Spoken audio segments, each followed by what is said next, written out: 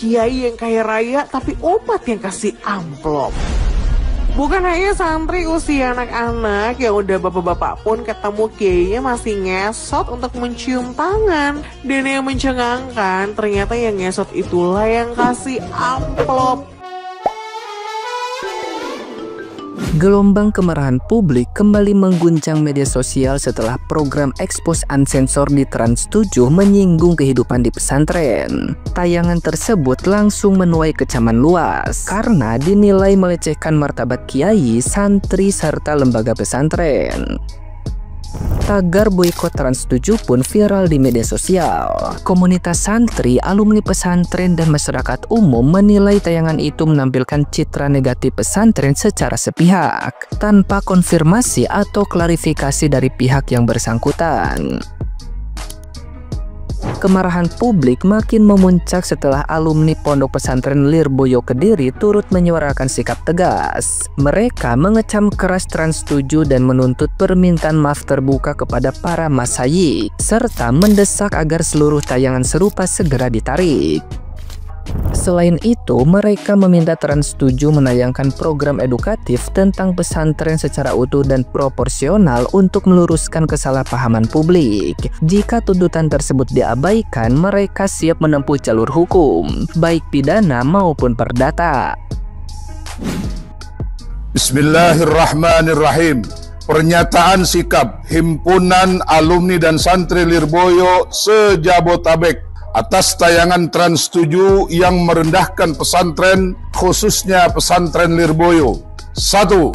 Mengecam pihak TV Trans 7 yang menayangkan tayangan yang meremehkan kiai, meremehkan santri, dan meremehkan pesantren, khususnya pesantren Lirboyo yang menjadi objek dari tayangan tersebut, sebagaimana video yang telah beredar secara luas. 2. Menuntut pihak Trans 7 untuk meminta maaf secara terbuka dan tayangan tersebut dan secara khusus kepada para masyayikh Pondok Pesantren Lirboyo. 3. Meminta kepada Trans 7 untuk menarik tayangan tersebut dari semua platform media yang terkait dengan Trans 7.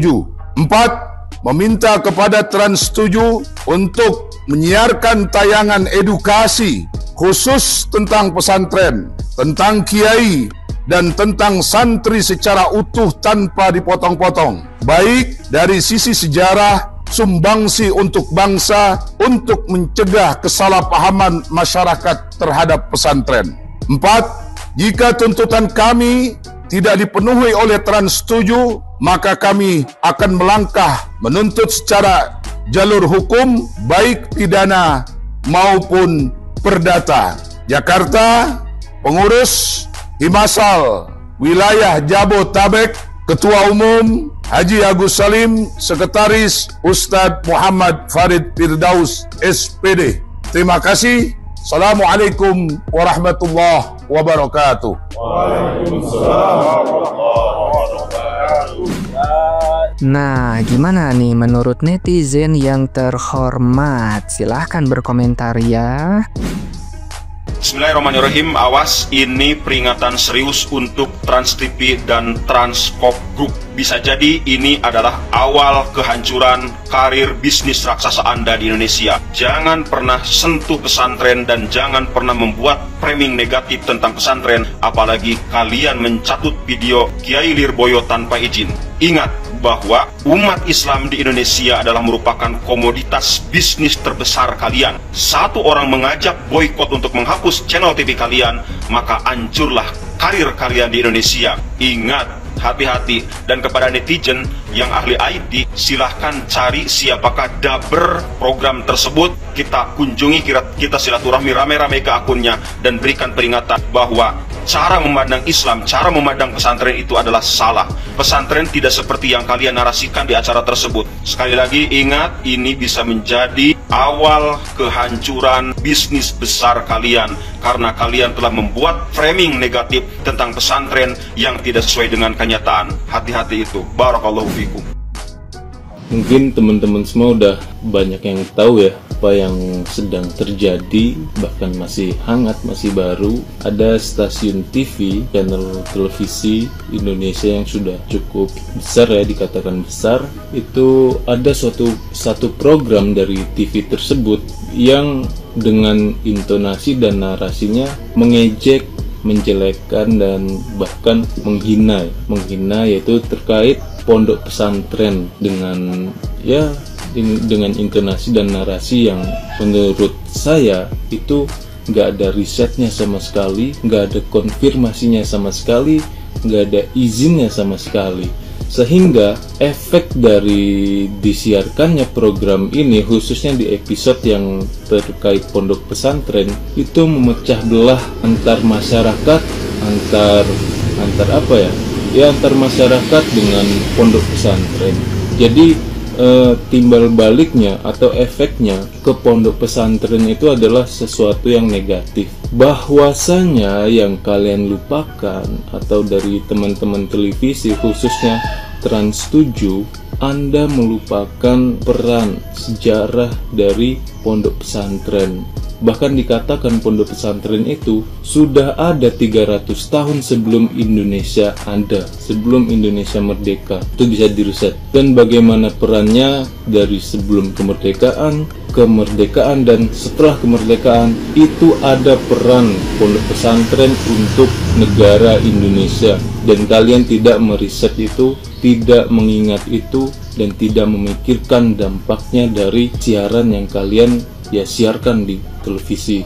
Teruntuk Trans 7, agar kalian tetap hidup, tidak diboikot, silahkan tanggung jawab, klarifikasi, dan minta maaf. Buat teman-teman semua, tolong dikawal, khususnya santri ya. Kita santri jangan sampai kita diremehkan, santri dipandang sebelah mata. Kita kawal bagaimana kasus ini selesai. Trans 7, tanggung jawab, klarifikasi, dan minta maaf. Enak banget jadi kiai, uangnya banyak, naik mobil mewah, ya hidup kaya raya. Itulah ucapan orang-orang yang benci dengan ulama atau para kiai. Akhir-akhir ini banyak banget media yang menyoroti pesantren, bahkan menganggap pesantren seolah-olah tempat perbudakan.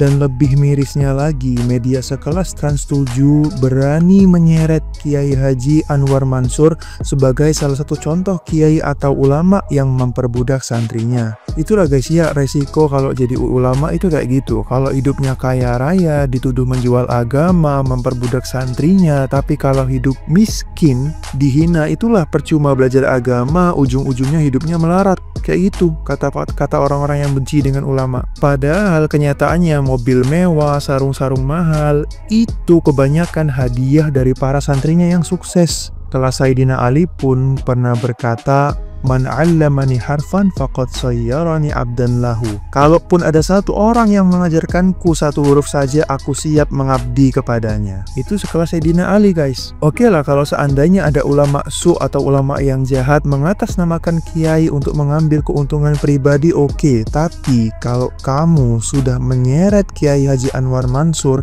pengasuh pondok pesantren di Boyo, itu kesalahan yang amat besar. Semua kemewahan yang beliau miliki, yang beliau rasakan, itu bahkan tidak sebanding dengan apa yang beliau ajarkan. Jadi pesanku ya untuk orang-orang yang muslim, terutama yang beragama Islam, jangan sampai mudah terprovokasi untuk membenci ulama ya, karena tidak dapat dipungkiri ulama juga memiliki peran yang besar di Indonesia. Oke, semoga bermanfaat. Barakallahu fikum. Stop guys, jangan hujat Trans 7. Karena apa? Karena mereka itu nggak tahu loh. Mereka itu loh sebenarnya yang goblok. Karena apa? Karena mereka menyamakan keberkahan sama dengan matematika. 1 tambah 1 sama dengan 2. Dan ini nih narasi yang paling lucu menurutku. Sebenarnya aku pengen ketawa, cuman karena aku langsung darah tinggi nih ya, jadinya pengen nisuh. Orang yang udah ngasih uang ke kiai atau bu nyai itu, kalau nggak dapat berkah, ya pasti cuma dapat hikmahnya. Lah, aku pribadi sebagai santri, semisal ada kelebihan rezeki, akan dengan senang hati ngasih kepada guru kelebihan finansial itu tanpa mengharap imbalan apapun. Karena apa? Karena sebagai bentuk terima kasih dari aku yang bodoh jadi pinter. Kalau nggak diajarin ya tetap nggak kira tahu caranya nyari duit, udah itu aja. Nggak kira mengharapkan hal-hal lain.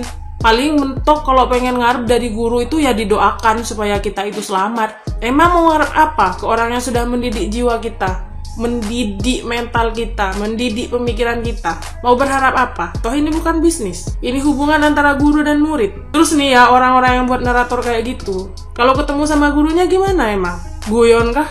Apa gimana kah? Kalau aku enggak guys, karena ini juga bagian dari adab.